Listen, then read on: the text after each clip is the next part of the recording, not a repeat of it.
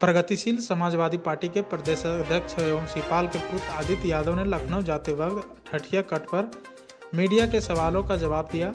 Agra Lucknow expressway से लखनऊ रवाना हो गए। जमीनी स्तर पर पार्टी को मजबूत करना, चुनाव से पहले पार्टी की गरीबों के हक में आवाज़ उठाई, उसी तरह दिक्कतों को लेकर सरकार तक लोगों की बात पहुंचाना है।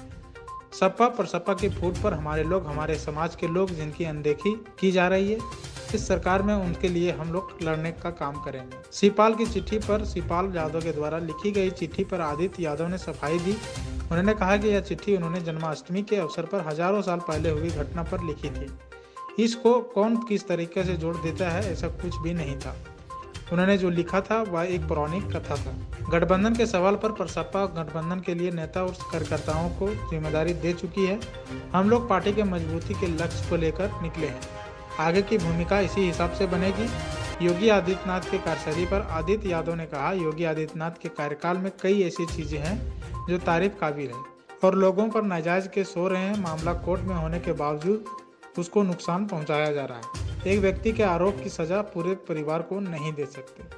आदित्य जी, आज आप लखनऊ के लिए जा रहे हैं, प्रदेश अध्यक्ष बनाए गए थे, क्या आगे की रणनीति है? देखिए, प्रगतिशील समाजवादी पार्टी और हमारे राष्ट्रीय अध्यक्ष माननीय शिवपाल सिंह जी द्वारा मुझे जो प्रदेश अध्यक्ष की जिम्मेदारी दी गई है और आज प्रथम बार हमारा लखनऊ के हमारे प्रदेश कार्यालय में हम जा रहे हैं, तो निश्चित ही पार्टी को मजबूत करना, संगठन के स्तर पर, ज़मीनी स्तर पर पार्टी को मजबूत करना, संगठन को खड़ा करना। जिस तरीके से प्रगतिशील समाजवादी पार्टी ने पूर्व में चुनाव से पहले भी गरीबों की आवाज़ उठाई है, उसी तरीके से हम लोग पूरा प्रयास करेंगे कि आने वाले समय में जो दिक्कतें हैं उत्तर प्रदेश में जनता में, और जिस तरीके से सरकार पूरी तरीके से नकारा है, उनको देखते हुए सरकार तक जन की बात पहुंचाने का काम करेंगे। देखिए, 2024 का चुनाव भी नज़दीक है, लेकिन अखिलेश यादव भी एक बड़ी समस्या है आप लोगों के लिए, और जो आपसी कलह चल रही है, तो इसका क्या फ़ायदा बीजेपी को होगा?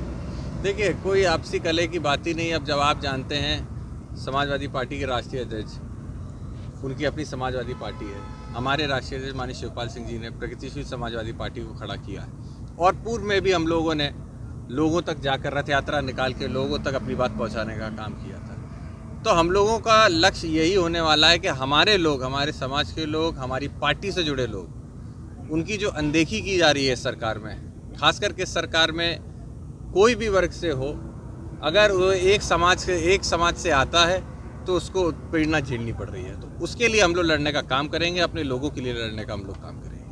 अभी शिवपाल जी ने एक चिट्ठी लिखी जो काफ़ी वायरल हुई, उसके बाद अखिलेश यादव ने भी दुर्योधन बता दिया, इस पर आप क्या कहेंगे? देखिए, वो चिट्ठी जो उन्होंने लिखी थी उस पर उन्होंने स्पष्टीकरण दिया, और ये बात सही है कि ये चिट्ठी उन्होंने जन्माष्टमी के उस समय जो उत्सव था उसको देखते हुए हजारों साल पहले जो घटना घटी थी उसके बारे में करके लिखी थी।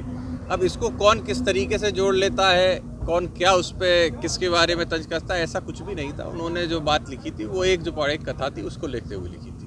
2024 के चुनाव में बसपा किसके साथ गठबंधन करेगी? बड़े दल के साथ? बसपा गठबंधन के लिए अपने नेता और अपनी कमेटी को पूरी तरीके से सारी जिम्मेदारियां दे चुकी है। हम लोगों को जिम्मेदारी ज़मीनी स्तर पर जो हमारे कार्यकर्ताओं को जोड़ने की है, पार्टी को मजबूत करने की है। हम लोग अपना लक्ष्य को लेके निकल रहे हैं और इसी लक्ष्य पे हम लोग काम करेंगे और इसी के साथ साथ फिर आगे का भूमिका भी बनेगी। आदित्य जी, एक और क्वेश्चन है, योगी आदित्यनाथ के कार्यकाल को आप किस प्रकार से देख रहे हैं? देखिए, योगी आदित्यनाथ जी कार्यकाल में कई ऐसी चीज़ें हैं जो वाकई में काबिल तारीफ़ है, कई ऐसी चीज़ें हैं जिनको मैं समझता हूँ पूरी तरीके से नकारा जा सकता है। तो इसीलिए मैं ये कह सकता हूँ कि ये नहीं कहा जा सकता कि सरकार ने कुछ नहीं किया है, लेकिन जिस तरीके से, अच्छा अब आप ही देख लीजिए, जिस तरीके से बुलडोज़र की राजनीति हो रही है, जिस तरीके से। अगर आप इस चैनल पर नए हैं तो हमारे चैनल को लाइक, शेयर एंड सब्सक्राइब जरूर करें ताकि आने वाली देश विदेश की खबरें आपको मिलती रहे। स्वदेश वाणी।